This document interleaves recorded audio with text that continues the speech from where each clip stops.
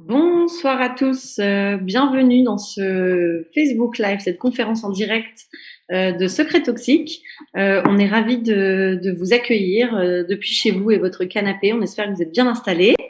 Donc l'idée de ce soir, c'est de discuter avec vous et avec nos 5 experts qui ont accepté d'intervenir à propos de la campagne Secrets Toxiques.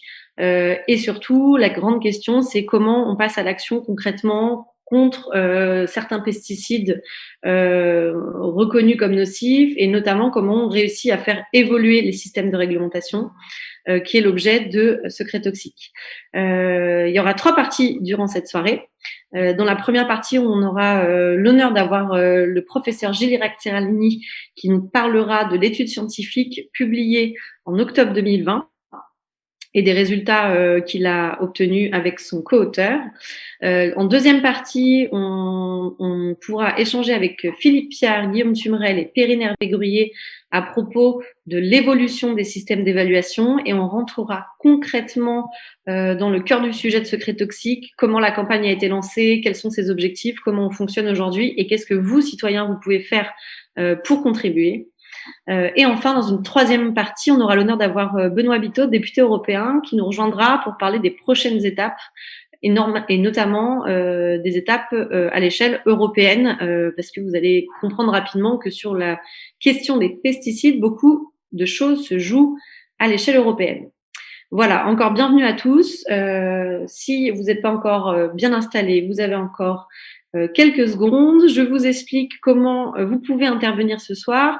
Vous aurez l'occasion de nous poser vos questions sur le chat du live Facebook ou alors sur Twitter en utilisant le hashtag live secret toxique. Martin et Manon en coulisses se chargeront de faire remonter des questions pour les intervenants à la fin de chacune des 3 parties que je viens de présenter. Je me suis même pas présentée, je suis Camille Marguin, je suis actuellement chargée de mobilisation pour cette campagne et je suis ravie d'animer ce live. Voilà, on va donc pouvoir commencer avec Gilles-Éric Serralini. Bonsoir. Bonsoir. Bonsoir à toutes et à tous. Donc, on va, dans cette première partie, comme je disais, pouvoir parler de l'étude scientifique que vous avez publiée avec votre co-auteur Gérald Junger. Rapidement, je vous présente pour ceux qui ne vous connaissent pas. Vous êtes docteur en biochimie et en biologie moléculaire et vous êtes aujourd'hui professeur à l'université, professeur de biologie moléculaire à l'université de Caen. Vous êtes également co-directeur du pôle risque, qualité et environnement durable de la Maison de la Recherche en sciences humaines, qui est un pôle associé au CNRS de l'Université de Caen.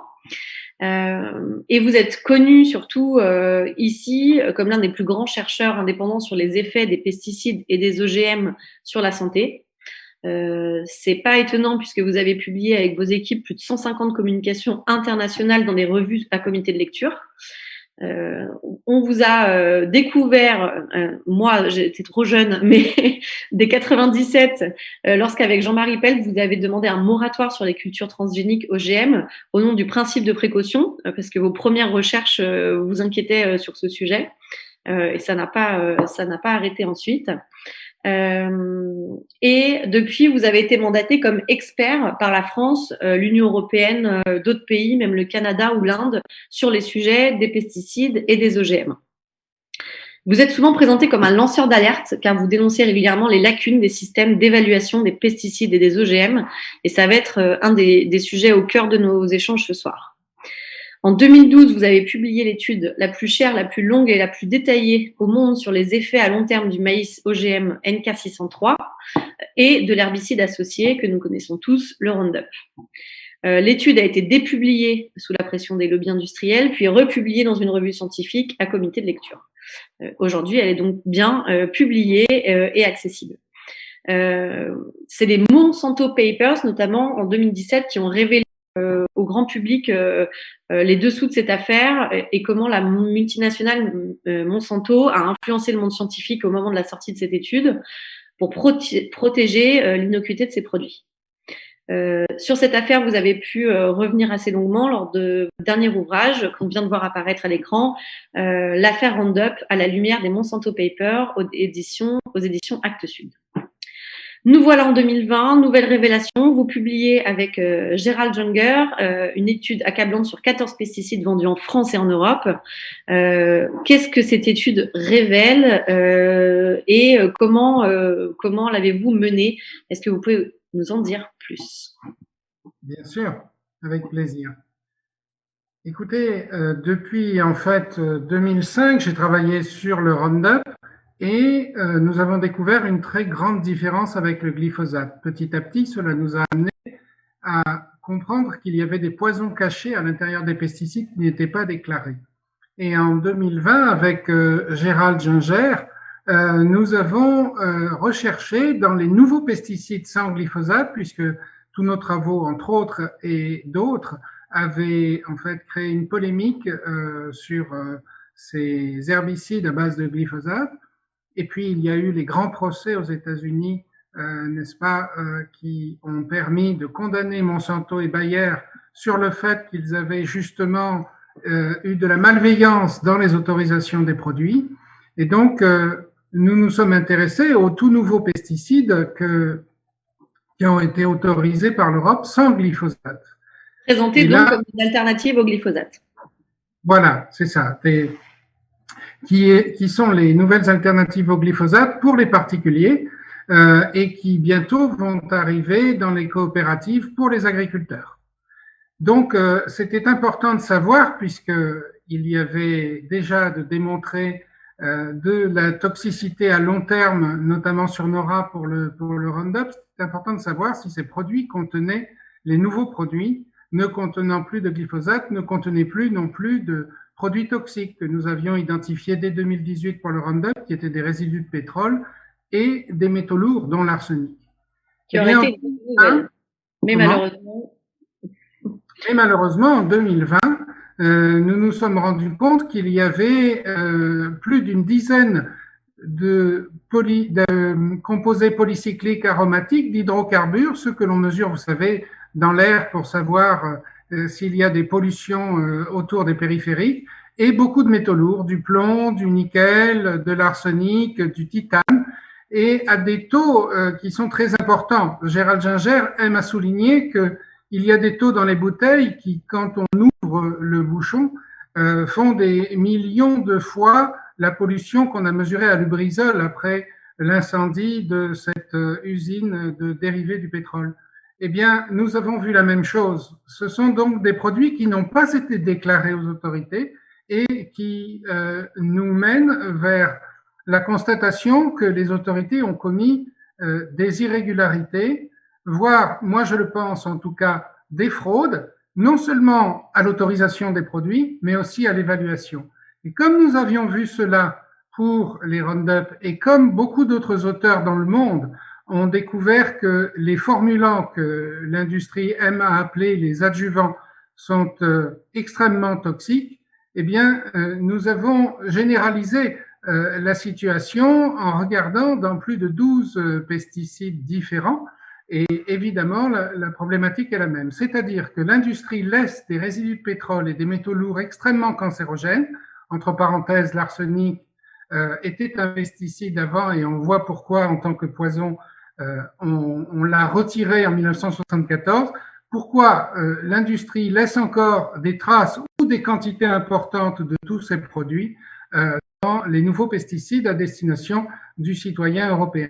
C'est donc extrêmement grave et cela veut dire qu'il y a, et je conclurai par là, une grande irrationalité dans les autorisations de pesticides aujourd'hui parce qu'on ne considère que les matières déclarées actives par les industriels, qu'on les teste à long terme, mais c'est insuffisant parce que ce qui est vendu aux gens, ce qui est vendu aux agriculteurs, ça contient toutes sortes de produits et pas seulement le produit déclaré, le néonicotinoïde ou le glyphosate ou le vinaigre comme on les vend maintenant.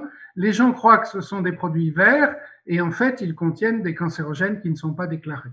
Ce qui veut dire que nous sommes en pleine illégalité et on verra avec Maître Tumerel qu'il y a un arrêt de la Cour de justice de l'Union européenne qui montre que tout doit être évalué.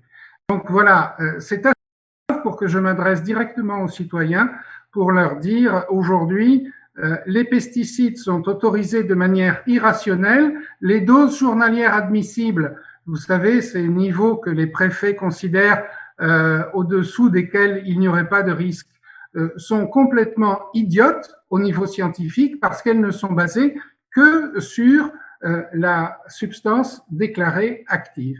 Il y a donc urgence à réformer tout ce système, à retirer les produits, voire à emprisonner les responsables, parce que les lobbies ont leur main mise sur les agences sanitaires. Je sais de quoi je parle, vous l'avez précisé, je l'ai expliqué en détail dans mon livre, et aussi j'ai fait partie de ces agences pendant une douzaine d'années. Donc il y a des risques graves à continuer parce que cela peut non seulement participer à l'épidémie des cancers, mais à beaucoup d'autres maladies chroniques, les diabètes, ça a été montré pour des pesticides, mais aussi les maladies hormonales, les maladies nerveuses, et ça peut même, évidemment, pour faire le lien avec l'actualité, favoriser des maladies comme la Covid-19 ou d'autres. D'accord. Pour bien comprendre la différence quand même avec cette étude par rapport à d'autres études précédentes que vous avez pu mener, c'est que et vous me reprenez hein, évidemment si je vulgarise trop, si je me trompe, c'est que la découverte est que vous avez découvert dans ces produits des substances non déclarées sur les étiquettes et pourtant déjà reconnues internationalement comme des substances dangereuses. Donc là, on n'en est plus à se demander si c'est cancérogène, pas cancérogène, est-ce que la toxicité à long terme. D'ailleurs, cette étude n'a pas été menée à long terme, hein, c'est une analyse de contenu, enfin vous allez nous réexpliquer. Et donc voilà, donc la différence avec vos précédentes études et la révélation qui a poussé aussi la création de ce collectif Secret Toxique, c'est bien l'absence de déclaration de ces substances. Tout à fait. Par exemple, nous avons trouvé le benzoapyrène. Le benzoapyrène, c'est un produit, un composé qui est aromatique polycyclique et qui est le modèle de cancérogénèse dans le monde. C'est-à-dire que à partir de son effet cancérogène, qu'on considère être 100% dans les agences sanitaires, on va mesurer tous les autres effets cancérogènes. On sera à 10% ou 20% de l'effet du benzoapyrène. Mais là, nous en trouvons dans des herbicides qui passent pour verts et ça n'est pas été marqué sur l'étiquette. C'est donc une fraude. L'arsenic, autre exemple, je l'ai dit, il était autorisé jusqu'en 1974, puis il a été interdit comme pesticide, comme un poison. Pourquoi on en retrouve aujourd'hui dans les herbicides? Évidemment, pas utilisé comme pesticide lui-même, mais contenu dans le produit qui va fragiliser les plantes ou les animaux qui vont être victimes de cela, ou les humains qui vont être victimes de ces produits. Ok, merci beaucoup, c'est plus clair. Est-ce que vous pouvez nous rappeler quand même, vu que vous êtes expert du sujet et que vous avez siégé aussi dans des commissions, comment sont évalués aujourd'hui concrètement les pesticides pour être autorisés en France et en Europe? Comment ça fonctionne? Qui fournit les études? Et pourquoi on se retrouve avec, selon vous, avec de tels scandales scientifiques et sanitaires? Bien sûr. Alors, la façon dont ça se passe, c'est que les industries déclarent une substance active, comme le glyphosate, dont on a entendu le nom partout. Cette substance, et ça c'est leur propriété, et ils l'ont brevetée, cette substance, ils la font prendre au monde entier, aux médias, aux agences scientifiques, aux scientifiques eux-mêmes, pour l'herbicide lui-même. Et dans le monde ou dans les journaux, on trouve le fait que le glyphosate est l'herbicide. C'est faux. C'est tout simplement faux parce que, en fait, il est toujours mélangé à au moins 60% d'autres produits qui sont des formulants que l'industrie appelle des adjuvants inertes, mais qui ne le sont pas. Ce sont par exemple les substances que je viens de nommer. Et elle va demander aux agences sanitaires comme l'EFSA ou faisantes en Australie, c'est-à-dire à des agences continentales, ou le NIH ou l'EPA aux États-Unis, de regarder leurs tests, puisqu'il n'y a qu'eux qui font des tests, sur le glyphosate à long terme. Donc, ils fournissent aussi les tests qu'ils considèrent comme confidentiels pour le détail, c'est-à-dire pour ce que ça a fait au rat, par exemple, puisque les derniers tests sont des tests sur les mammifères de laboratoire. C'est pour ça que nous avions fait cela en 2012. Et voilà. Et alors, ils ne font à long terme que la matière déclarée active. Ils donnent ces tests à l'agence qui dit OK, apparemment il n'y a pas de problème, en se basant surtout sur les interprétations de l'industrie et pas sur les données brutes, puisque la communauté scientifique n'y a pas accès. Donc elle n'a pas accès à la formulation, c'est-à-dire à la composition des produits que nous avons étudié en 2020 avec Gérald Ginger par spectrométrie de masse. C'est des techniques extrêmement précises et fouillées pour voir tout ce qu'il y a dans le produit. Et ensuite, l'EFSA ou FAISANS, c'est-à-dire l'organisme européen, donne son autorisation pour la matière active déclarée que tout le monde prend pour forcément le principe actif ou le principe toxique. Et en fait, ça, c'est simplement la déclaration de l'industrie. Et puis ensuite, cette autorisation part dans les différents États nationaux, comme la France, l'Allemagne, l'Espagne, la Pologne, etc., et ou pour les États-Unis dans les différents États. Et ces États vont autoriser ce qu'on appelle les formulations, c'est-à-dire les bouteilles qui contiennent le mélange. Et ce mélange va recevoir une autorisation de mise sur le marché. Alors, nous avons été vérifiés à l'ANSES, qui est l'organisme français national qui donne ces autorisations, enfin, en tout cas, qui le suggère au ministre, qui gère les autorisations. Nous avons été vérifiés ce qu'il y avait à ce moment-là comme test. Alors, effectivement, là, le mélange est testé, mais seulement moins d'un mois sur 4, 6 souris, et la conclusion est presque toujours, eh bien, il n'y a pas d'irritation pour les yeux et la peau. Où il y a une irritation. Et alors, à ce moment-là, on dit qu'il faut porter un masque et des gants aux agriculteurs ou aux particuliers, et c'est tout. Donc, il n'y a pas de test à long terme du produit mélangé tel qu'il est commercialisé dans les jardineries, par exemple, pour les études que nous avons faites en 2020. Et cela, c'est très grave. Ça veut dire qu'il y a une lacune dans la réglementation des pesticides qui est énorme, qui est que le produit tel qu'il est vendu aux citoyens ou à l'agriculteur n'est jamais testé à long terme. Et c'est le seul moment où on peut voir les maladies chroniques dont j'ai parlé tout à l'heure, qui touchent toutes nos familles. Et donc, on va aujourd'hui montrer qu'il y a un vrai manque.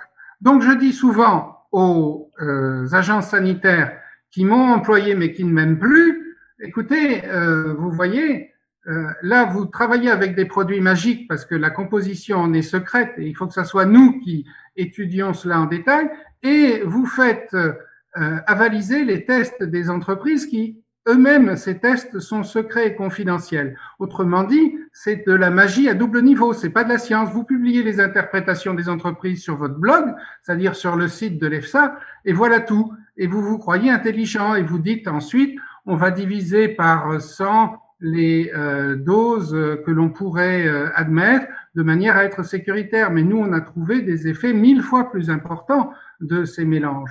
Donc, tout ça n'a pas de sens. Et c'est cette lacune qu'on a mise en évidence aujourd'hui. Ok, merci beaucoup Gilles-Éric. Je me tourne vers Martin Rieussec-Fournier qui est lui en ligne et connecté avec nos spectateurs sur Facebook et sur Twitter. Martin, est-ce que tu as une ou deux questions qui remontent des spectateurs pour Gilles-Éric? Alors donc il y a deux questions qui remontent. Une première au niveau de la DJA. Vous en avez parlé un petit peu, professeur Serralini. Qu'est-ce que la dose journalière admissible, si vous pouvez nous en dire quelques mots? Et puis, pourquoi aussi, peut-être revenir sur ce sujet, vous pensez qu'il est nécessaire de revoir les doses journalières admissibles au sujet des pesticides? C'est la première question.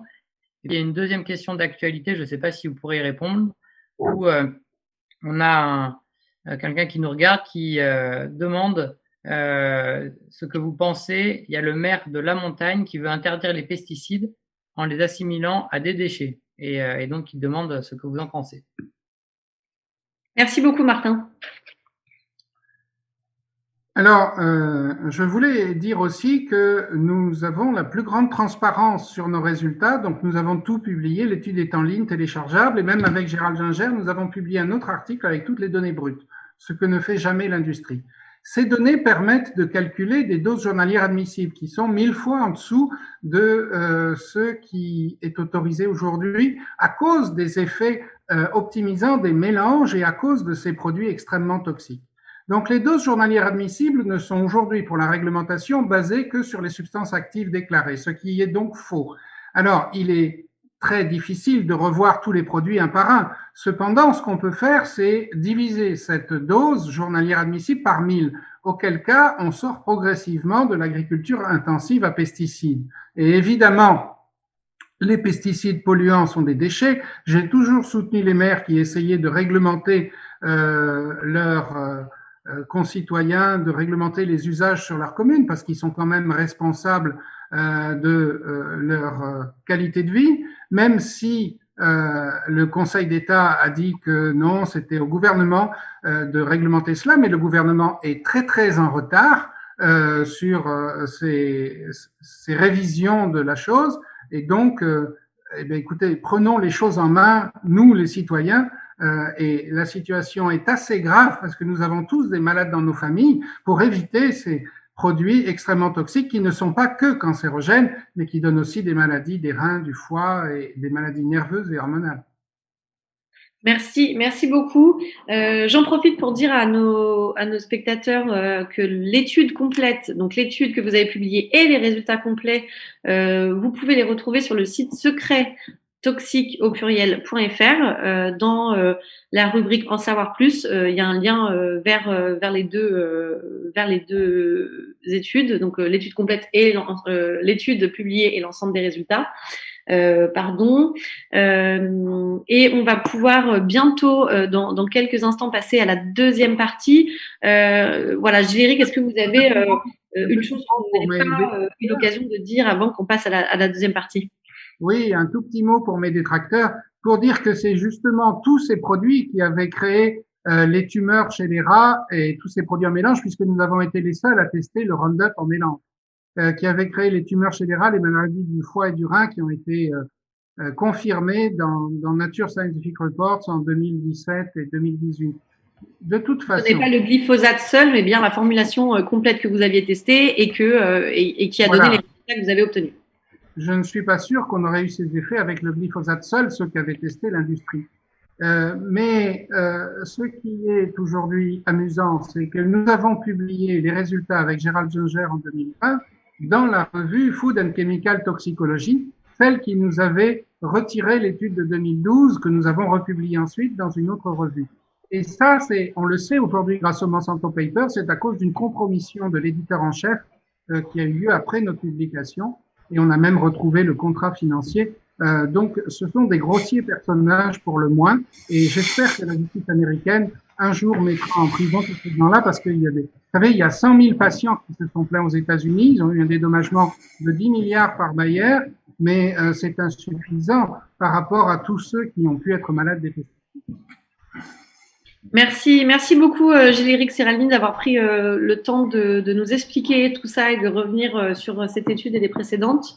Je m'excuse auprès de Gérald, que j'ai appelé Gérald Ginger et qui s'appelle Gérald, comment vous dites Gérald? Ginger, tout simplement. Ginger, je vais le répéter 100 fois. Je m'excuse, Gérald, d'avoir écorché votre nom. Gérald, qui est donc le co-auteur de l'étude publiée en 2020, à retrouver sur secrettoxique.fr. Suite à cette étude publiée en octobre, il a été lancé une campagne citoyenne et une plainte, et même plusieurs d'ailleurs, on va pouvoir en discuter juste après. Je vous propose de revenir en 3 minutes sur cette publication scientifique et sur cette campagne avec la vidéo de Secret Toxique. Ils sont invisibles, mais ils sont partout, dans les aliments que nous mangeons, dans l'eau que nous buvons, dans l'air que nous respirons, et nos enfants sont en première ligne. Une contamination à grande échelle, donc, et les principaux responsables, ce sont les pesticides. Ils font la fortune de firmes opaques et même secrètes, dont vous ignorez presque tout. Pour la toute première fois, une étude scientifique démontre que des industriels ont caché la présence de métaux lourds, de toxiques cancérogènes, notamment de l'arsenic, dans 14 pesticides utilisés en France et en Europe, et pourtant présentés comme des alternatives au glyphosate. Des produits dangereux donc, et qui n'apparaissent sur aucune étiquette. Pour faire retirer ces produits du marché et dénoncer cette fraude à l'étiquetage, 6 associations lancent une action en justice inédite et une campagne citoyenne. Une opportunité historique de protéger notre santé, celle de nos agriculteurs et celle des générations futures. Et pour y arriver, nous devons leur montrer que les citoyens sont plus puissants que les lobbies. Rejoignez-nous.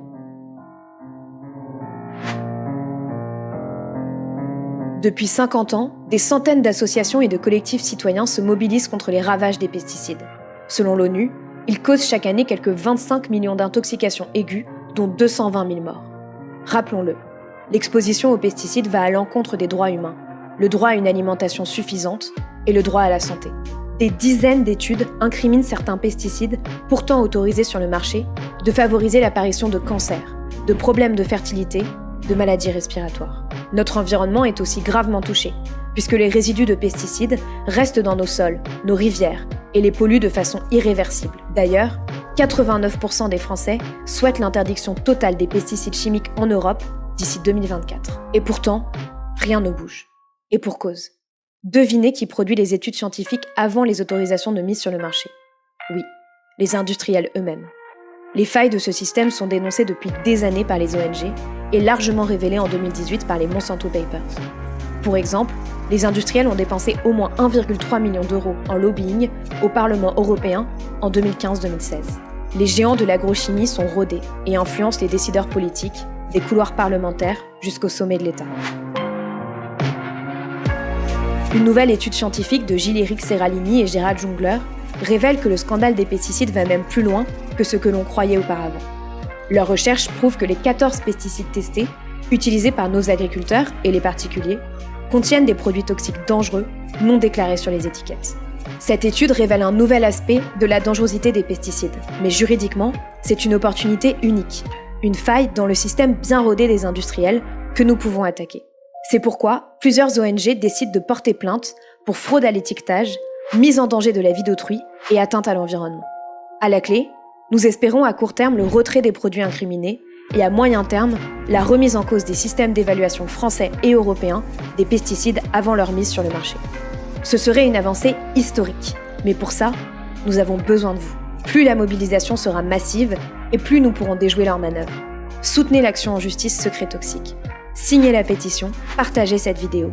Faisons entendre notre voix.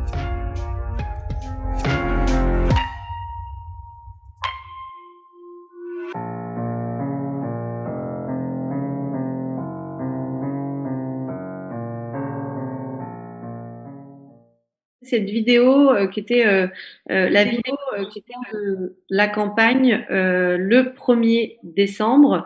Merci de l'avoir regardée. Vous pouvez la retrouver sans problème sur le Facebook de Secret Toxique et sur notre site aussi. Si vous voulez la diffuser à des proches pour leur expliquer pourquoi nous avons lancé cette campagne citoyenne.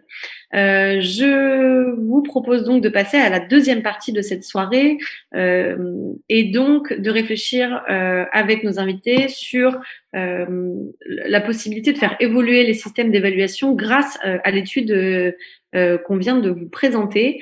Les ONG et les citoyens sont d'ores et déjà passés à l'action, mais on peut encore aller plus loin. Je vous propose donc d'accueillir Philippe Piard de Nature et Progrès, Perrine Hervé Gruyé de la ferme du Bec et Loin et Maître Tumerel qui est l'avocat de la campagne Secret Toxique. Bonsoir à tous les trois. Bonsoir. Bonsoir et bonsoir à tous. Merci beaucoup d'être là à une heure si tardive et d'avoir pris le temps de vous connecter avec nous. On va commencer par vous, Philippe, si vous le voulez bien. Vous êtes président du groupe Aveyron de Nature et Progrès. et vous êtes un des membres cofondateurs de la coalition Secret Toxique. Dès novembre 2020, plusieurs ONG, suite à la publication de l'étude de Gilles-Éric Serralini et Gérald Ginger, vous avez décidé de lancer une tribune et puis rapidement de porter plainte et lancer une campagne citoyenne pour appuyer tout cela. Est-ce que vous pouvez nous expliquer pourquoi et pourquoi vous, avec Nature et Progrès, vous avez décidé de soutenir cette action? C'était quelque chose qui me tenait à cœur depuis longtemps. Ça faisait 2 ans, on venait de sortir de l'affreuse réautorisation du Roundup avec tout ce que ça a comporté au niveau européen. Et je me disais en ramassant mes petits fruits, on va jamais s'en sortir si on se bat molécule après molécule. On va mettre des années à en abattre une, ils vont en sortir 10, 20 derrière. Et il faut qu'on trouve un moyen de sortir de ça et de combattre l'entièreté du système de la chimie de synthèse. Donc j'ai pris. Alors il y a eu un autre événement, c'est la victoire des associations auprès de la Cour de justice de l'Union européenne sur les nouveaux OGM. Donc notre avocat Guillaume Tumrel, qui est donc aussi l'avocat de Nature et Progrès, on a pris contact, on a un petit peu discuté de ce qui était possible et à l'époque, malheureusement, on voyait pas vraiment de porte d'entrée pour pouvoir travailler tout ça. Et donc on a essayé quand même de monter quelques petites choses. Bon, ça a été un petit peu. On a pris des contacts, on a rencontré du monde. C'était assez intéressant au niveau mobilisation. Et au printemps 2020, il m'a dit écoute, prends patience, il y a quelque chose qui est en train de se passer.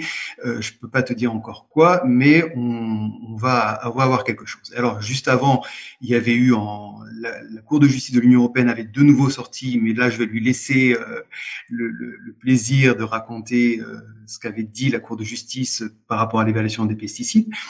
Et donc là, on commençait à avoir une porte d'entrée et pour pouvoir non pas combattre une molécule, mais l'entièreté du système, donc les évaluations. Enfin, un poison est un poison, quel qu'il soit, et qu'il soit 1, 2, 3, 10 dans le flacon, un poison est un poison et on en répand des tonnes et des tonnes sur des hectares et c'est vraiment une catastrophe pour l'environnement. Enfin voilà, je crois que c'est plus à démontrer, c'est évident, la toxicité humaine pour les animaux, on est sur une 6e extinction de masse, donc voilà, c'est vraiment quelque chose qu'il fallait faire. Et cette étude sort donc en novembre 2020, et on se dit waouh, super. Donc il y avait, on était donc 2 autres associations qui avaient été confiées par Maître Tumrel et par Gilles-Éric Serralini, c'est-à-dire Génération Future avec François Veilleret et Campagne Glyphosate France avec Dominique Massé. Et donc on s'est vraiment emparé de ce sujet-là et on s'est dit bon voilà, là maintenant il y a vraiment quelque chose à faire. Donc avec Camille Martin, on a monté la campagne glyphosate. Donc la première étape avait été effectivement de s'indigner parce que vraiment il y a de quoi s'indigner quand on voit les résultats de l'étude de Gilles-Éric, s'indigner et publier cette tribune. Donc au mois de octobre, novembre, je sais plus exactement.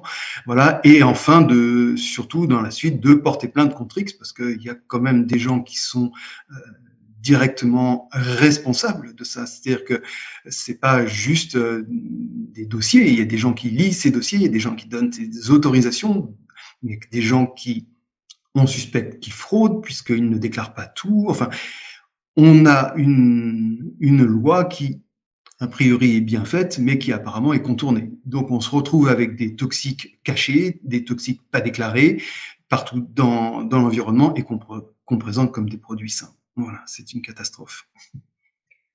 Merci beaucoup. Donc oui, pour vous, ça devait forcément passer par une action en justice et pas par une simple campagne d'ONG. Mais pourquoi, en plus de l'action en justice, faire appel aux citoyens et pour vous, quelle est la différence de cette campagne par rapport à d'autres, puisqu'il y a plein d'ONG et de collectifs qui dénoncent déjà l'usage des pesticides un peu partout? Voilà, alors c'est vrai qu'en général, la dénonciation qui est faite par les ONG, et je remercie vraiment du fond du cœur tout le travail qu'ils ont fait depuis tant d'années pour alerter. Aujourd'hui, tout le monde a vraiment conscience de cette dangerosité des pesticides Oui, on l'a vu d'ailleurs tous les dans pesticides. la vidéo, 89% des Français veulent l'interdiction à l'échelle européenne des pesticides chimiques. Hein. Tout à fait. Et ça, c'est grâce au travail des ONG jusque-là. Aujourd'hui, l'opportunité qui nous est donnée, c'est non plus d'attaquer une molécule ou de défendre des zones de non-traitement aux abords des maisons, mais d'attaquer le système entier qui permet à ces poisons d'arriver sur le marché et d'être répandus à des doses phénoménales dans les champs avec une toxicité, comme l'a dit Gilles Éric. Il parlait de 1000 fois, mais il nous a aussi dit que sur les cellules embryonnaires, c'était 100 000 fois plus toxique que ce qui est déclaré. C'est vraiment une catastrophe. Donc, il y a vraiment une indignation. Vous voyez, je suis indigné et j'aimerais vous faire partager mon indignation parce qu'on a vraiment besoin d'avoir un soutien massif et c'est en ça qu'aujourd'hui on est là aussi pour vous demander de nous soutenir fortement au niveau de la pétition, de la diffuser. Aujourd'hui, on a 13 000 signatures, c'est beaucoup, mais il en faudrait tellement plus, et puis de nous soutenir si vous pouvez aussi financièrement, parce que tout ça c'est du temps, c'est de l'énergie, et voilà, il y a des actions en justice qu'il faut payer, mais franchement ça vaut le coup. Là, on a vraiment quelque chose entre les mains de puissant, et j'espère que grâce à vous, on va pouvoir le mener à bien. Super, merci beaucoup Philippe. Vous aurez peut-être l'occasion de revenir à la fin de cette partie pour répondre à des questions du public et des spectateurs. Je rappelle que vous qui nous regardez, vous pouvez nous poser vos questions sur le chat du Facebook ou sur Twitter avec le hashtag live secret toxique. Et c'est Martin en backstage qui se chargera de faire remonter vos questions. On parlait d'actions en justice qui coûtent cher apparemment, hein, d'après Monsieur Philippe Piard. Je fais une blague évidemment. Mais Maître Tumerel, est-ce que vous avez accepté d'être l'avocat de cette campagne? Est-ce que vous pouvez nous expliquer juridiquement sur quoi porte la plainte exactement, sur quoi elle s'appuie à l'échelle française pour commencer, et qu'est-ce que cette plainte va pouvoir changer? Oui, merci de votre invitation. Donc, effectivement, c'est un travail extrêmement complexe donc de fond que font les associations depuis un grand nombre d'années et que font également les militants. Sur l'historique, en fait, juridique, il est important de signaler qu'il y a eu déjà, donc, comme le disait Philippe, un arrêt de la Cour de justice de l'Union européenne qui est très intéressant sur le sujet, puisqu'en fait, c'était suite à une action militante engagée par les faucheurs volontaires qui ont peinturluré des bidons de produits à base de glyphosate, qu'on a obtenu par le tribunal correctionnel de Foix la saisine de la Cour de justice de l'Union européenne pour analyser le règlement européen sur les pesticides. C'est-à-dire qu'on se plongeait non pas sur un produit, mais effectivement sur la législation telle qu'elle est faite au niveau européen et surtout telle qu'elle est appliquée tant au niveau européen qu'au niveau français. Et ce dossier, cette campagne secret toxique, vise à la fois à dénoncer donc les fraudes qui sont manifestes sur l'absence d'informations données au public sur le contenu réel de ces produits, mais également sur les défauts d'évaluation de tous ces produits. Hein, comme l'expliquait Gilles-Éric Serralini, au niveau européen, vous avez une analyse de la seule substance déclarée active par l'industriel, donc il déclare un composant de son produit tel qu'il sera plus tard semé dans la nature. Un seul composant est examiné sur le long terme au niveau européen. Donc, pour l'exemple du Roundup, c'est la molécule glyphosate qu'on analyse, c'est pas le Roundup, c'est pas les 60% de produits complémentaires non déclarés qui y figurent. Et en fait, on étudie le long terme, mais les effets toxiques à long terme, mais juste sur une molécule. Et quand on vient sur les produits finis, c'est une autorisation au niveau national qui est faite. Et là, on n'analyse pas les effets à long terme, on analyse bien les produits finis, mais juste sur des effets à court terme de toxicité aiguë, donc il n'y a plus d'analyse de cancérogénicité ou autre. Donc effectivement, la campagne vise à dénoncer le fait que ces produits toxiques ne soient pas déclarés, 60% du produit non déclaré ou des quantités importantes. Et donc ces actions des militants, il y a eu l'élément déclencheur qui a été l'étude de Gilles-Éric Serralini qui montre que sur 14 produits qu'ils ont analysés, les 14 contenaient des substances très toxiques non déclarées, des métaux lourds comme de l'arsenic, des perturbateurs endocriniens, donc des molécules très toxiques et qui ne figurent pas sur les étiquettes des produits. Donc la première chose... Voilà, donc la première chose qui a été effectivement la volonté des associations, c'était de dénoncer cette fraude et cette absence d'information, cette absence d'étiquetage et cette présence de produits toxiques non déclarés. Donc effectivement, on a déposé une plainte au nom de 9 associations. Au départ, il y avait 3 associations, puis 6, puis 9. Il y a encore une série d'associations qui sont en train de se joindre au recours. On a déposé une plainte pénale le 1er décembre pour dénoncer, alors d'une part, la fraude à l'étiquetage et aux déclarations dans les dossiers de demande d'autorisation de mise sur le marché. Là, il y a 5 infractions spécifiques qui sont visées dans notre plainte. Et ensuite, vous avez la tromperie et la falsification, la mise en danger de la vie d'autrui, puisqu'il se trouve qu'on répand dans l'environnement des substances très toxiques sans aucune déclaration, et évidemment une atteinte à l'environnement, atteinte à l'eau, atteinte à l'ensemble du cycle alimentaire.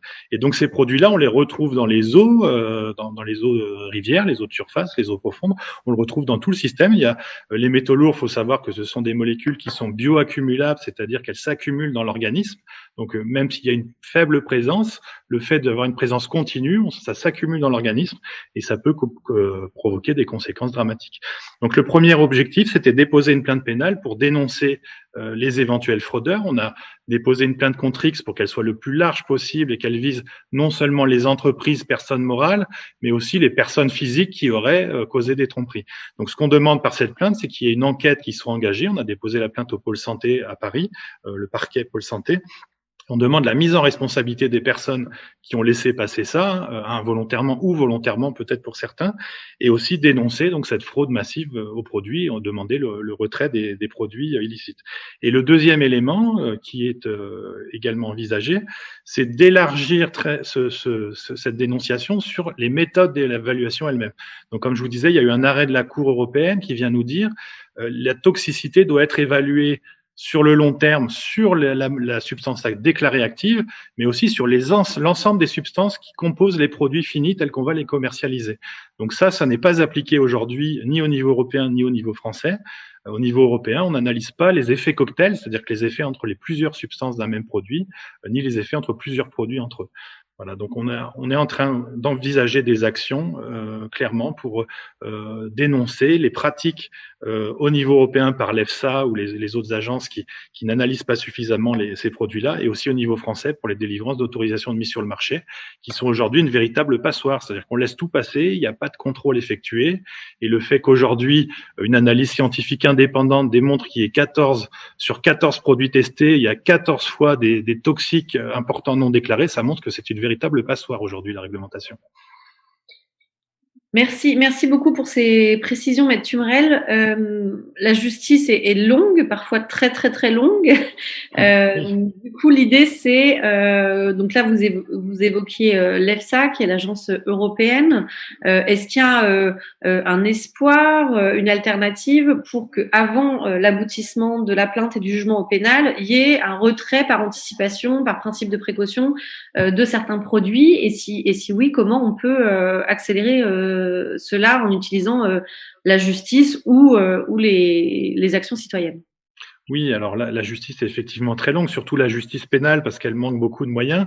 On l'a vu il y a quelques jours sur la plainte contre le chlordécone qui a été déposée il y a 14 ans, et une première audition aujourd'hui des parties civiles où on leur déclare qu'il y aurait peut-être prescription. Donc c'est assez effectivement problématique. Là, on espère que la plainte pourra aboutir plus rapidement, mais surtout, on se contente pas de cette plainte. La campagne Secret Toxique est en train de préparer des recours, donc avec l'aide de politiques. On entendra peut-être Monsieur Benoît Biteau tout à l'heure sur le sujet. On est en train de préparer justement une dénonciation directe auprès de l'EFSA. On va demander à l'EFSA de prendre des mesures immédiates d'application de la réglementation telle qu'elle a été interprétée par la Cour européenne de justice, donc qui s'impose à l'EFSA, qui s'impose à la Commission européenne. On va leur demander des mesures immédiates, et si ces mesures ne sont pas immédiatement prises, on va envisager des recours plus rapides, telle la saisine de la Cour de justice de l'Union européenne. Et au niveau national, on envisage également de préparer un dossier pour demander des mesures d'application à l'ANSES, qui est l'organisme qui examine les autorisations de demande de mise sur le marché, pour justement dénoncer ces fraudes, pour demander le retrait des produits qui n'ont pas affiché la présence de toxiques, et surtout demander la mise en place immédiate de procédures de contrôle du contenu réel de ces produits et de la toxicité à long terme et la cancérogénicité à long terme de tous ces produits. Donc là, il peut y avoir des mesures concrètes faites très rapidement, et je pense que la campagne va évidemment interpeller également le gouvernement sur ces sujets-là qui sont un véritable scandale sanitaire. Merci beaucoup, Maître Turel, pour ces précisions. Il y a pas mal de questions qui s'enchaînent à ces sujets-là juridiques. On y répondra peut-être dans quelques minutes après l'intervention de Perrine Hervé Gruyer, si vous le voulez bien. Restez encore quelques minutes. Perrine Hervé Gruyer, vous êtes une ancienne juriste internationale et vous avez radicalement changé de voie, de vie. Et vous avez créé avec votre mari la ferme biologique du Bec et Loing, qui est très connue et reconnue. Et vous êtes devenu professeur certifié en permaculture. Merci beaucoup d'avoir accepté d'être membre du comité de soutien de cette campagne qui compte plusieurs personnalités pour diffuser tous les messages. J'ai envie de vous demander pourquoi vous avez accepté de soutenir cette campagne et puis voilà, en faisant un peu de provoque, est-ce que vous ne pensez pas que de toute façon les agriculteurs utilisent des pesticides et que c'est une cause perdue? Alors tout d'abord, pourquoi j'ai accepté de soutenir cette campagne? J'ai toute confiance en notre duo de choc que sont Gilles-Éric Serralini et Gérald Gingère, parce que je les connais. Nous sommes normands tous, et en Normandie, on sait qu'on fait de bonnes choses. Blague à part, depuis plusieurs années, sont eux les lanceurs d'alerte, eux qui préviennent, qui enfoncent le clou pour expliquer combien on est en train non seulement d'intoxiquer les citoyens, mais aussi et surtout les agriculteurs. Donc ça me permet de faire le lien avec la deuxième question. Est-ce qu'il est trop tard? Bien sûr que non. Une société qui est en train à la fois d'intoxiquer les citoyens et qui empoisonne, sans le dire, puisqu'on a bien compris que tout cela est secret et caché, qui empoisonne les personnes qui la nourrissent, comprenez, il y a un problème à un moment donné. Donc non, il n'est pas trop tard. Pourquoi? Parce qu'on voit depuis des années, nous cultivons depuis une quinzaine d'années maintenant, et on voit la vitesse à laquelle, en s'appuyant sur les principes de la nature, sur une observation intense des principes de fonctionnement de la nature, des écosystèmes, on arrive à régénérer à la fois les sols, on arrive à régénérer des environnements en plantant des arbres, en réimplantant des haies, en creusant des mares, plus ou moins en refaisant ce qui a été défait quand on a construit des routes, etc. Les anciens, eux, avaient cette intelligence de la nature, ce sens de l'observation, et ils jouaient avec elle. En fait, c'était une véritable collaboration. La connaissance qu'on a eue un petit peu plus tard sur la nocivité des produits qu'on retrouve aujourd'hui dans les sols, tels que l'arsenic, les métaux lourds, etc., eux ne l'avaient pas. Donc tout le reste, ils le faisaient en connaissance de cause et en se basant sur l'intelligence qu'ils avaient de la nature. Donc il n'est pas trop tard à mon sens, parce qu'on voit des sols, dès que l'on se met à avoir des pratiques complètement respectueuses de l'environnement, c'est-à-dire plus de labour, plus d'utilisation de pesticides, de choses comme ça, on se voit régénérer les sols avec une facilité à laquelle on n'aurait pas cru. En un an, vous voyez revenir les vers de terre. Dès que vous plantez des haies, vous avez une biodiversité absolument incroyable au niveau des insectes, au niveau des oiseaux. Donc non, il n'est pas trop tard. Il n'est pas trop tard à condition d'avoir des opérations comme celle-ci, comme cette action en justice, parce que à partir du moment où les principaux utilisateurs de ces produits, c'est-à-dire les agriculteurs qui pratiquent toujours en conventionnel, n'arrivent pas eux-mêmes à s'arrêter. Vous savez, c'est comme la personne qui est malade, qui prend des antibiotiques et des médicaments parce que jamais on n'a pu trouver l'origine du mal, en fait. Donc on prend des médicaments pour atténuer la douleur, pour atténuer le mal, mais il faut retourner à la source. À partir du moment où les principaux utilisateurs eux-mêmes disent que techniquement ils ne peuvent pas se passer de glyphosate, on entend souvent ça, hein, je peux pas me passer de glypho, même en allant vers l'agriculture de conservation, j'arrive pas à faire sans glyphosate. En fait, c'est se tirer une balle dans le pied. On essaye de mettre en place tout un tas de pratiques qui vont soigner les sols et après, on met quand même des pesticides, des herbicides qui vont tuer la vie du sol. Il faut revenir à des principes d'agronomie de base et refaire vivre les sols, faire vivre toute cette biodiversité. Alors oui, c'est long. Oui, on n'est plus habitué à patienter, faire en sorte que la nature fasse elle-même son travail. C'est beaucoup plus simple que d'aller pulvériser un truc et d'avoir un résultat immédiat. Mais aujourd'hui, on sait qu'on peut faire marche arrière. Et là, il y a peut-être aussi une intervention des pouvoirs publics, en ce sens que cette transition qu'il faut absolument opérer, cette transition technique que les agriculteurs doivent opérer pour apprendre à se passer de produits, eh bien, il faut l'accompagner. Alors, les citoyens, eux, peuvent l'accompagner avec leur porte-monnaie, avec leur panier, en allant faire des courses chez des producteurs qui font des choses de qualité, qui souffrent parfois parce que c'est pas toujours simple d'être petit, isolé dans son coin, techniquement pas dans la norme, c'est-à-dire pas en agriculture conventionnelle, n'utilisant pas plein de produits, etc., d'être en bio ou avoir le label Nature et Progrès. Mais les citoyens ont cette capacité de faire des choix avec leur panier en s'engageant aussi dans des actions comme Secret Toxique.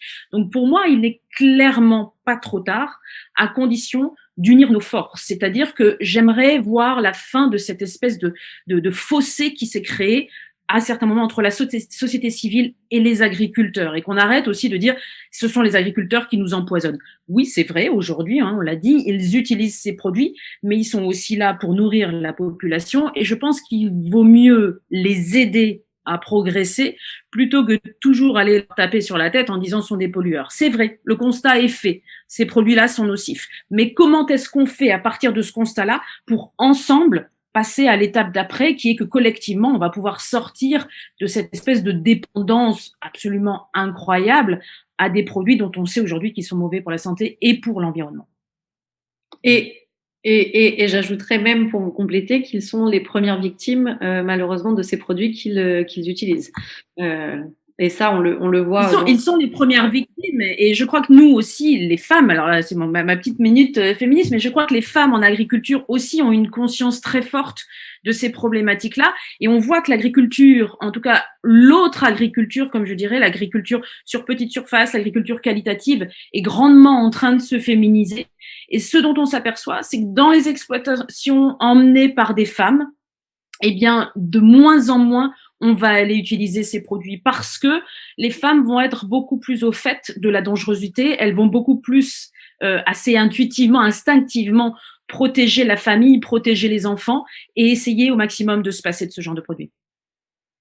Merci beaucoup Perrine Hervé-Gruyer de votre soutien et de votre intervention. Il y a beaucoup de questions. Je vais laisser la parole à Martin et je suis sûre que vous allez pouvoir compléter votre propos parce qu'il y a beaucoup de questions qui s'adressent aussi à vous. Martin, en direct du plateau Facebook et Twitter grâce à Manon et Ninon. Est-ce que tu nous entends? Est-ce que tu peux nous faire remonter les questions? Alors oui, donc il y a beaucoup de questions. J'en ai sélectionné 3, une par intervenant de cette deuxième partie. Une première question donc pour maître Guillaume Tumerel. C'est un spectateur qui demande bonsoir, est-ce que les industriels ne pourraient pas répondre que le taux des toxiques est tellement faible qu'ils ne sont pas obligés de les déclarer? Alors sur ce sujet, donc l'étude produite démontre qu'on est sur des taux importants qui sont au-delà des normes. C'est peut-être Gilles Éric qui pourra répondre aussi sur ce sujet. On est sur des taux élevés et comme je l'ai précisé, sur ce type de produit, des doses extrêmement faibles peuvent avoir un impact très puissant. Notamment la répétition de doses faibles avec une bioaccumulation, ça peut avoir un impact puissant et notamment l'utilisation massive dans tous les prés, dans toutes les parcelles, ça s'accumule dans l'eau, ça s'accumule dans les différents dans la chaîne alimentaire et ça peut effectivement avoir un impact considérable. Et pour répondre aussi, cet impact-là n'a pas du tout été évalué, c'est-à-dire qu'on est sur des produits non déclarés, donc non évalués, et donc comment voulez-vous dire qu'il n'y a pas d'impact sur un produit qui n'a pas été évalué du tout, quoi. Merci. Merci beaucoup. Et donc une deuxième question pour Philippe Pillard, et c'est un internaute qui nous demande est-ce que nous sommes en lien avec l'affaire du siècle ou est-ce que c'est une action différente? Donc si tu as la réponse, Philippe, à toi. Alors, j'ai une semblante réponse.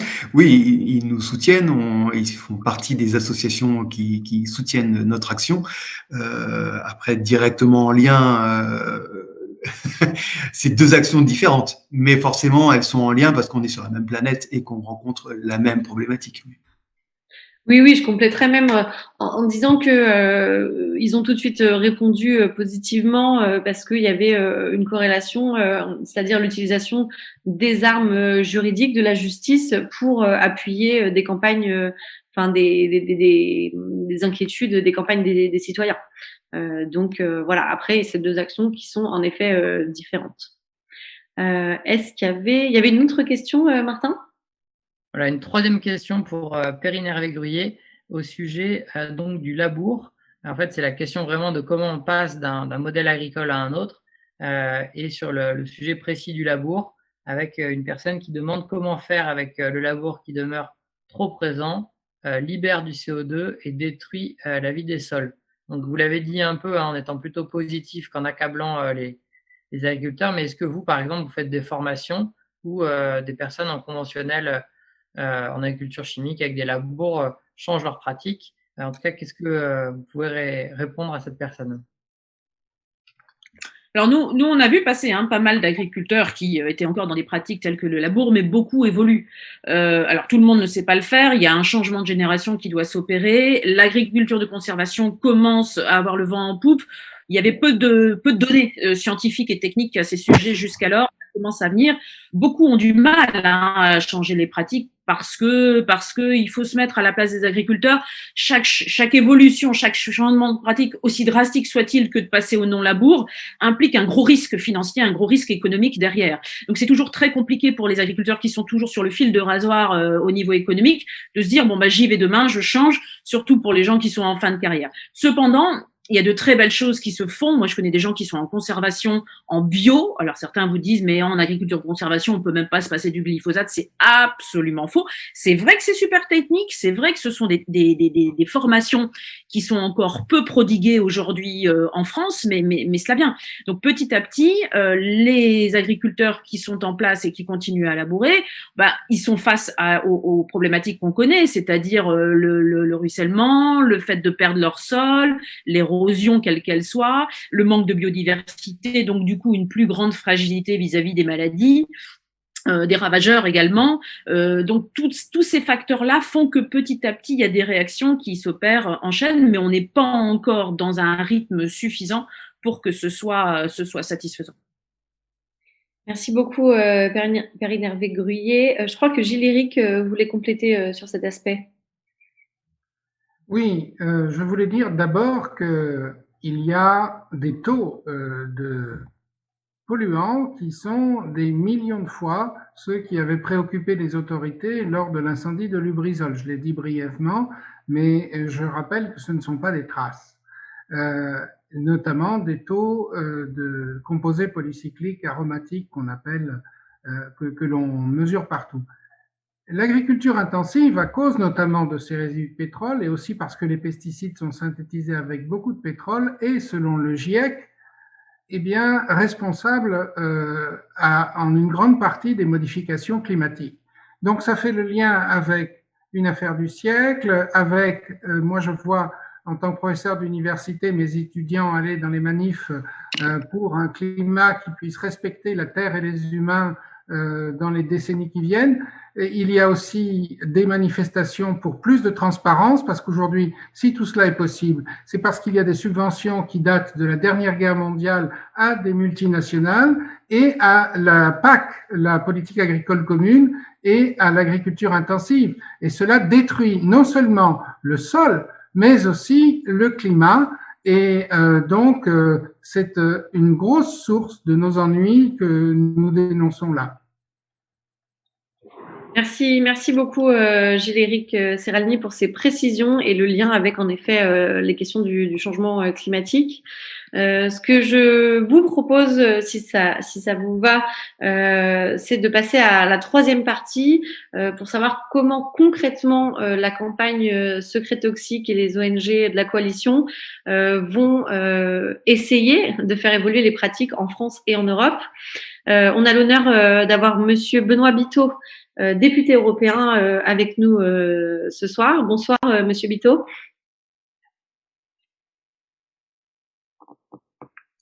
Oui, bonsoir à vous. Merci de votre invitation d'abord. Je suis très heureux d'être avec vous et de voir comment effectivement on peut faire bouger la législation pour servir enfin l'intérêt commun, parce que c'est de ça qu'on parle depuis tout à l'heure. C'est comment est-ce que on met la réglementation au service de l'intérêt commun, de la santé de tous et de l'intérêt supérieur des générations futures.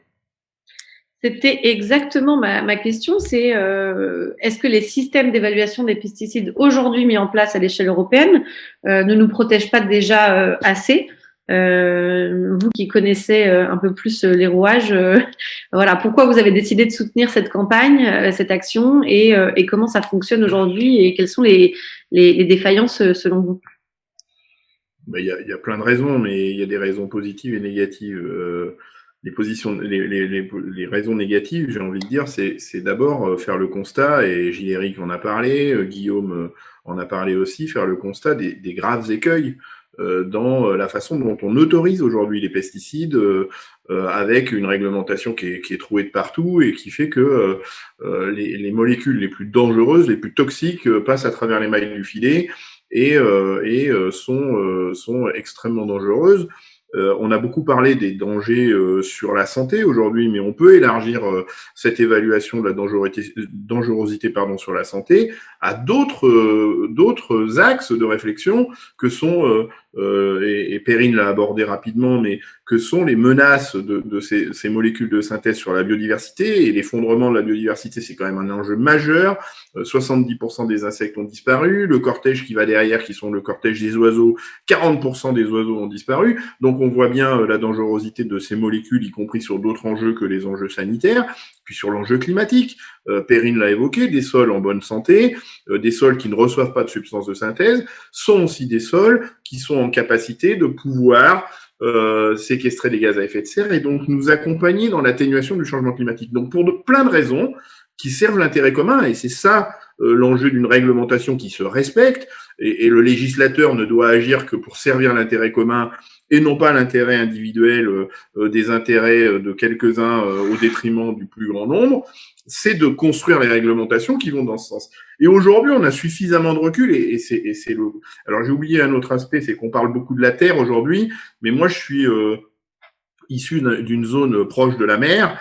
Et quand on voit les désastres de ces molécules sur les milieux marins, qui sont aussi des milieux déterminants pour la protection de la biodiversité, déterminants pour l'atténuation du changement climatique, et que la toxicité de ces molécules ne sont jamais évaluées sur le milieu marin, il y a pas de protocole autour de ça, se poser quand même de graves questions. Ça, c'est le côté négatif. Le côté positif, et j'ai envie de reprendre ma casquette de paysan parce que moi je suis député européen, mais si j'ai choisi de m'engager dans la vie politique, c'est parce que dans ma vie de paysan, et c'est un peu le même parcours que Perrine, c'est que j'ai fait le constat qu'on peut maintenir une agriculture extrêmement productive, extrêmement efficace en termes de préservation de la biodiversité, extrêmement efficace en termes d'atténuation du changement climatique, sans utiliser les pesticides, y compris dans des logiques de conservation des sols. Et donc, fort de cette expérience, fort de ce constat, je pense que nous, les élus, nous devons, sur les éléments objectifs dont on dispose, et les études de Gilles-Éric Serralini et de Gérald nous aident à objectiver le débat, nous devons faire bouger la réglementation, les réglementations autour des pesticides, et c'est d'autant plus facile à défendre que les alternatives existent. Contrairement à ce que nous disent certains, on ne peut pas se passer du glyphosate parce que on n'a pas l'alternative, mais les alternatives existent. Et l'alternative, elle s'appelle agroécologie. C'est-à-dire qu'à partir du moment où on décide de coopérer avec la nature, on a des réponses extrêmement efficaces qui nous permettent de nous affranchir de ces molécules extrêmement dangereuses, extrêmement menaçantes pour la biodiversité, pour le climat et donc pour l'avenir de nos enfants. Merci beaucoup. On en a déjà parlé un peu avec Maître Tummerel, et avec Gilles-Éric Serralini. C'est donc aujourd'hui l'EFSA, si vous pouvez nous préciser le rôle de cette agence et comment elle s'orchestre au niveau européen, qui décide de l'autorisation ou non des pesticides. Et donc, ça emmène ensuite ma question, c'est pourquoi des députés européens rejoignent cette campagne et quelles sont les étapes prévues à l'échelle européenne? Alors l'EFSA rapidement, hein, mais ça a été évoqué à plusieurs reprises, notamment par Gilles-Éric et par Guillaume. Mais l'EFSA, c'est l'agence sanitaire européenne qui est en charge d'examiner la pertinence de l'homologation ou pas des pesticides. C'est aussi cette agence, et je vais faire un petit complément dans ma réponse, qui travaille en lien avec la Commission européenne sur l'agrément, l'autorisation des OGM. Si je fais cette digression sur les OGM, c'est que on voit bien depuis quelques quelques années, alors qu'on a une réglementation qui est plutôt satisfaisante sur les OGM, le retour en puissance de tentatives de nous faire agréer, homologuer ou accepter des OGM sur le territoire européen. Et si je fais le lien avec ces deux problématiques, pesticides et OGM, c'est que les OGM aujourd'hui qu'on nous propose sont des OGM qui sont des OGM à pesticides. Et donc, ça nous donne une indication forte. C'est que si l'EFSA ou la Commission européenne s'autorisent à solliciter encore l'avis des députés européens sur les OGM, c'est qu'ils n'ont pas mis l'arme au pied sur les pesticides. Ça veut dire que dans la mesure où ils nous sollicitent pour agréer des OGM, ils ont bien la perspective de continuer encore à agréer des pesticides. Donc ces deux sujets sont étroitement liés et ces tentatives d'agrément des OGM sont un indicateur du fait que l'EFSA aujourd'hui n'est pas dans une dynamique qui nous éloigne de l'utilisation et de l'agrément des pesticides. Donc c'est très important. Et donc le seul moyen que nous, on est pour tenter de faire bouger les lignes, on est législateur, c'est notre boulot, c'est de s'appuyer sur les éléments objectifs dont on dispose, les éléments scientifiques objectifs dont on dispose, pour faire bouger les lignes en termes d'homologation. Et si on durcit les règles d'homologation des pesticides, d'autorisation de mise en marché, notamment en arrêtant, et j'ai vu ça dans le fil Facebook, il y a quelqu'un qui a demandé comment est-ce que l'EFSA a autorisé ces pesticides, notamment en durcissant les règles, et notamment une qui est l'indépendance de l'EFSA, c'est-à-dire qu'aujourd'hui l'EFSA autorise des pesticides, autorise la mise en marché sur la base de dossiers déposés par le pétitionnaire lui-même, c'est-à-dire que quand on agrée le glyphosate, y compris dans ces procédures de homologation, on s'appuie sur le dossier que nous fournit Bayer. Donc on voit bien que on a l'obligation de conduire des expertises indépendantes qui s'affranchissent des résultats que veulent bien nous transmettre les pétitionnaires. Donc c'est ça l'enjeu de ces procédures-là, et il faudra, à l'instar de ce qui a déjà été fait, peut-être aller jusqu'à saisir la Cour de justice européenne, qui, par les différents rendus qu'elle nous a permis, impose à l'EFSA de bouger les lignes sur ces sujets-là. Oui, parce que alors du coup, je rappelle, on a un petit peu évoqué ça, mais là, donc l'idée, c'est de mobiliser vos collègues députés européens et de signer une lettre de mise en demeure de l'EFSA qui sera rendue publique et remise à l'EFSA mi-février pour ensuite solliciter un débat contradictoire avec leur conseil scientifique et éventuellement devant la Cour de justice de l'Union européenne. Est-ce que j'ai tout dit ou est-ce que j'oublie des étapes? Non, c'est très bien. Effectivement, on est un certain nombre de députés aujourd'hui à faire bouger les lignes globalement sur les pratiques agricoles qui sont malheureusement encore beaucoup trop répandues. Et donc, ce groupe de députés sont déjà sensibilisés sur ces problématiques-là.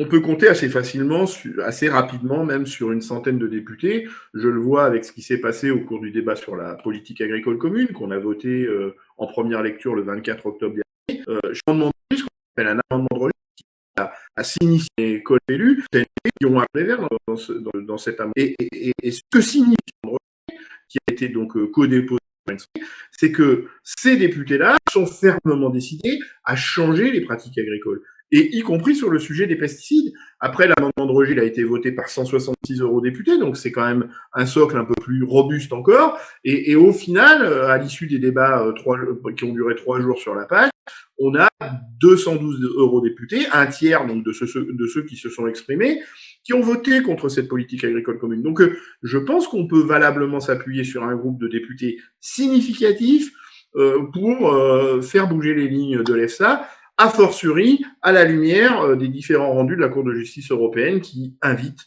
à ce que les lignes bougent le plus vite possible maintenant. Parfait, merci beaucoup pour ces précisions. On peut être assez optimiste d'après ce que vous nous dites sur vos collègues députés européens et ces questions de politique agricole commune et plus précisément sur les recours contre l'EFSA.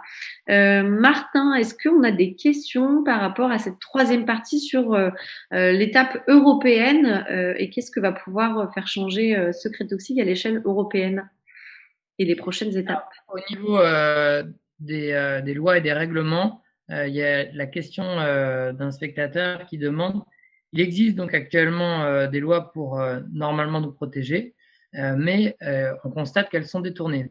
Pourquoi ne pas plutôt essayer de mettre en place des peines très dissuasives et lourdes? Et il complète la question en disant, car face à cette impunité, même les lois n'ont pas l'air de les contraindre.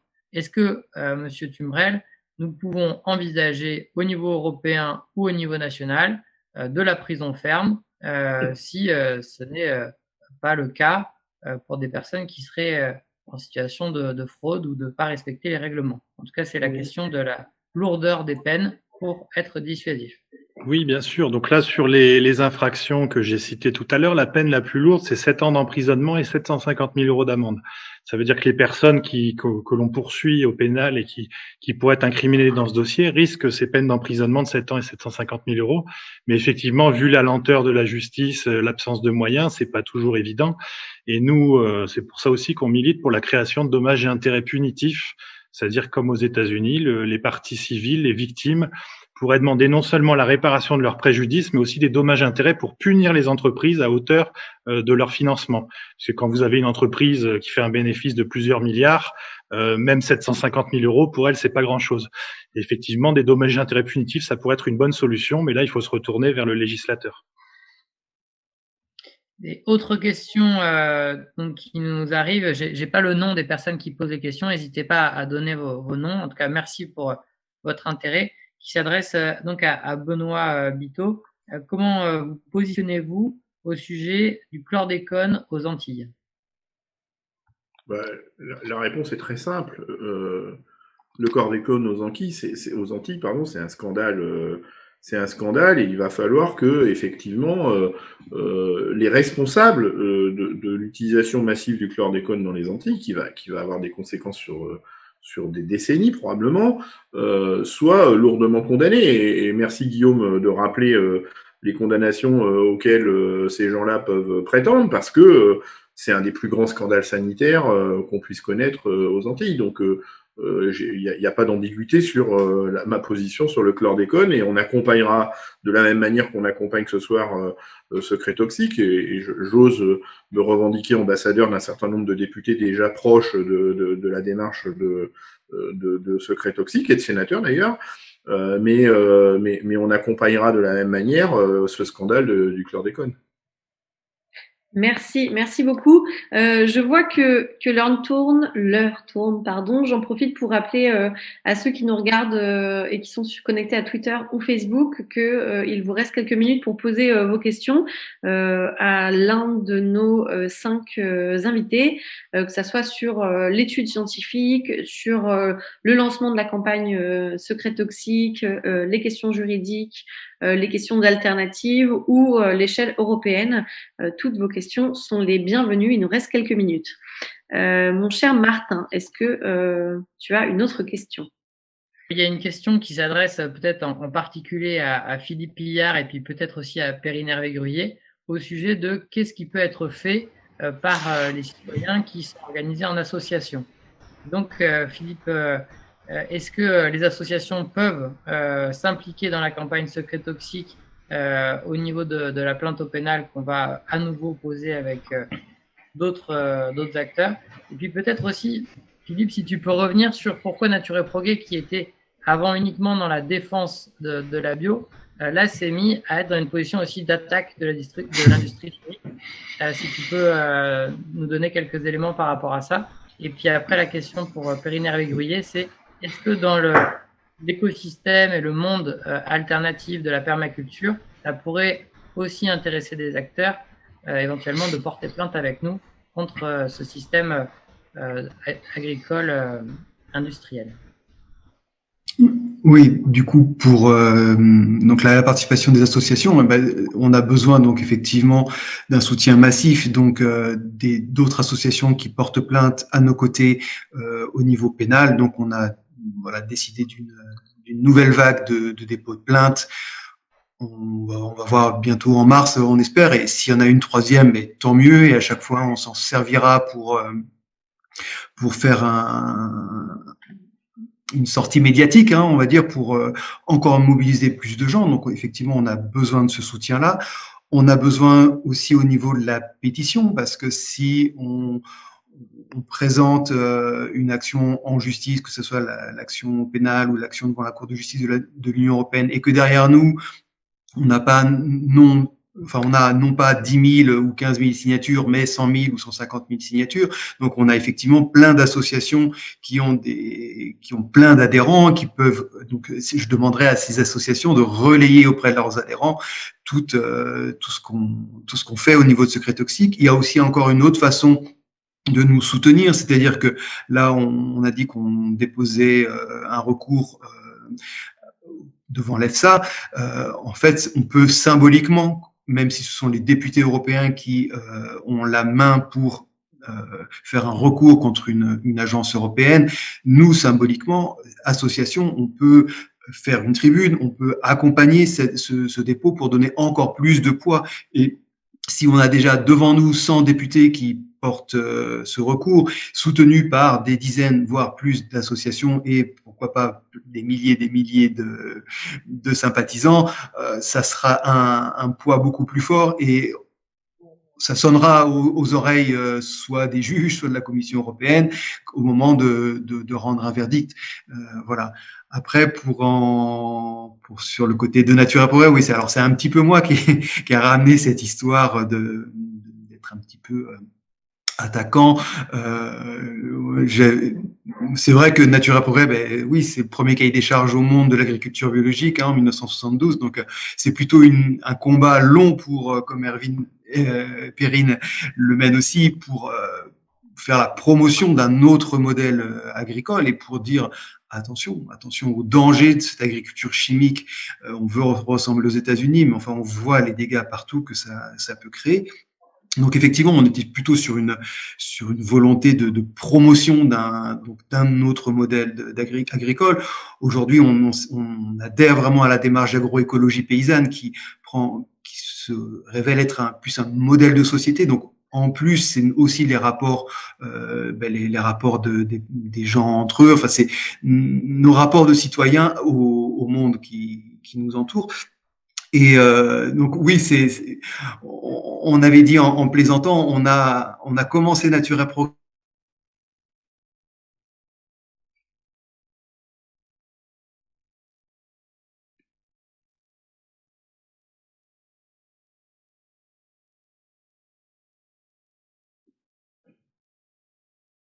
Alors j'ai l'impression que nous n'entendons plus Philippe. Est-ce qu'on m'entend à nouveau? J'espère que ça fonctionne. Écoutez, c'est peut-être la connexion de Philippe qu'on a perdue. Il y avait une question qui s'adressait à vous, Perrine Hervé-Gruyer. On va peut-être vous redonner la parole et puis essayer de récupérer Philippe sur les internets quelque part. Alors moi, je veux bien m'emparer de deux questions. Du coup, il y en avait une sur est-ce que les acteurs de la permaculture peuvent aider dans l'action? Oui, bien évidemment, mais il faut dire que la permaculture, donc c'est pas un système agricole à proprement parler. Moi, je pratique plutôt de l'agroécologie, comme l'a dit Benoît tout à l'heure. La permaculture, c'est un système conceptuel qui aide à concevoir des fermes. Donc la permaculture en France, c'est un petit monde qui est un véritable écosystème, et comme dans tout écosystème, il y a de la diversité. Il n'y a pas de système pyramidal, il n'y a pas d'organisation pyramidale, donc il n'y a personne qui commande, il n'y a personne vraiment qui fédère, et je ne m'improviserai pas représentante de ce mouvement-là. Donc chacun dans ce milieu sera tout à fait d'accord pour aller soutenir cette action. Je pense qu'il n'y a pas de problème puisque ça va dans l'esprit même de la permaculture qui dit qu'il faut utiliser le moins d'énergie possible, donc le moins d'énergie fossile possible, respecter un maximum l'environnement. Donc ça va véritablement dans le sens de la philosophie permacole. Il y avait une autre question qui était comment convaincre le grand public et comment convaincre, je pense, surtout les élus. Moi, je pense qu'il y a une solution qui est assez facile. En tant que citoyen, on a toujours tendance à sous-estimer notre pouvoir, mais si chacun d'entre nous demain va voir le maire de sa commune, qui sera tout à fait concerné, qui aujourd'hui ne veut pas offrir à ses concitoyens une qualité de vie digne de ce nom, éviter les maladies, éviter tous les problèmes environnementaux, et simplement d'aller voir le maire de sa commune en lui disant, écoutez, il y a cette campagne qui s'appelle Secret Toxique. Il y a toute cette action autour d'une agriculture différente, autour de l'environnement, etc. Voilà, là c'est concret. Est-ce qu'on peut pas faire quelque chose au niveau de la commune sans agressivité aucune, sans monter au créneau en disant voilà, essayons de se mettre tous ensemble autour de la table, nous citoyens et vous agriculteurs, encore une fois, en comblant justement et en n'élargissant pas le fossé qui se crée à mon grand dam d'ailleurs entre les agriculteurs et les citoyens, en disant voilà, pour une fois, cette action en justice, elle montre que dans l'intérêt de tous, il faut y aller. Donc moi, dans ma commune, je veux avoir une qualité de vie digne de ce nom. Je veux pas empoisonner mes enfants parce qu'ils vont boire l'eau du robinet, etc., etc. Et allons-y ensemble. En tout cas, sensibilisons. Et je crois qu'en tant que citoyen, on a véritablement aussi le pouvoir de la parole. Et je crois que Philippe est revenu avec nous. Je propose même aux citoyens de se présenter eux-mêmes à des élections, mais je n'aborderai pas ce sujet ici. Philippe, on vous a retrouvé. Est-ce que vous aviez fini? Alors, je ne sais plus où on vous a coupé, mais voilà. Et moi non plus. On arrive à la fin de ce live et vous êtes un des porte-parole quand même de la campagne Secret Toxique, une des trois, avec les trois ONG qui ont initié la campagne. Donc, je vous laisse dire un petit mot. Oui, je sais pas du tout où j'ai été interrompu par la coupure de réseau. Je suis sur un site public et c'était 2 heures et je pensais que ça avait été enlevé, cette histoire. Voilà.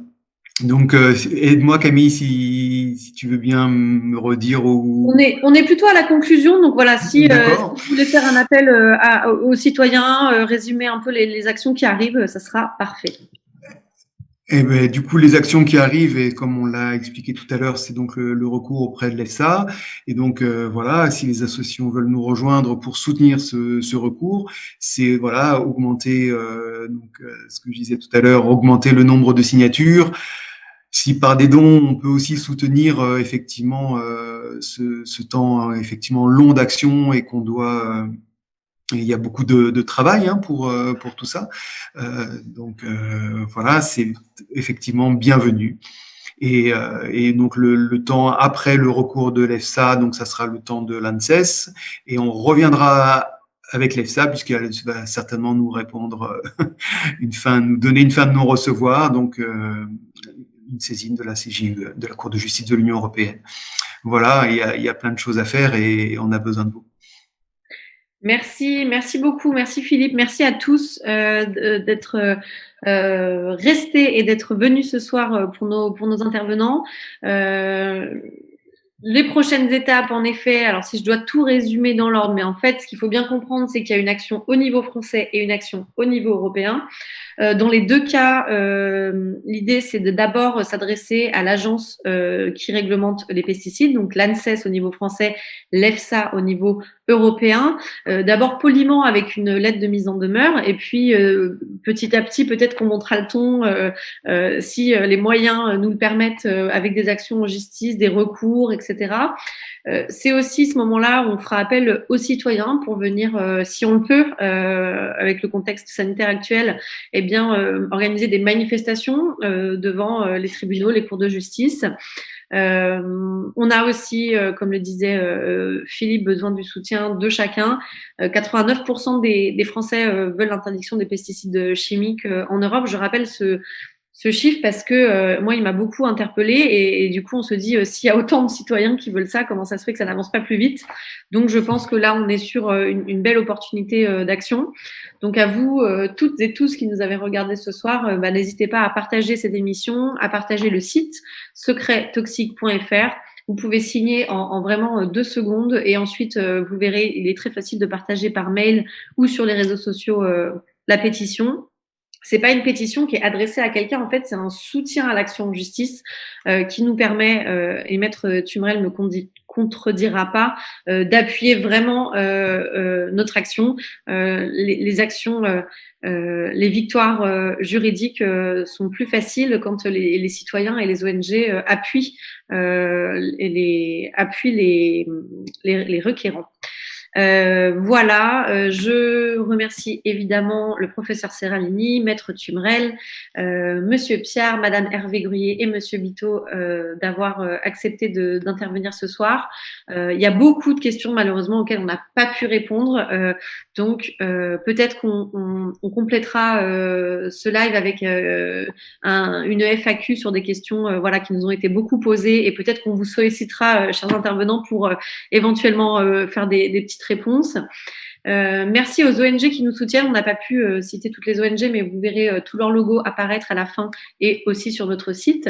Merci aux citoyens et aux personnalités. Il y a un comité de soutien qui grossit de semaine en semaine autour de Secret Toxique. Et ben voilà, j'en profite pour remercier Franck qui, pendant que je parle, affiche formidablement les logos des assos qui nous ont rejoints, soit au titre pénal, soit pour soutenir en termes de communication.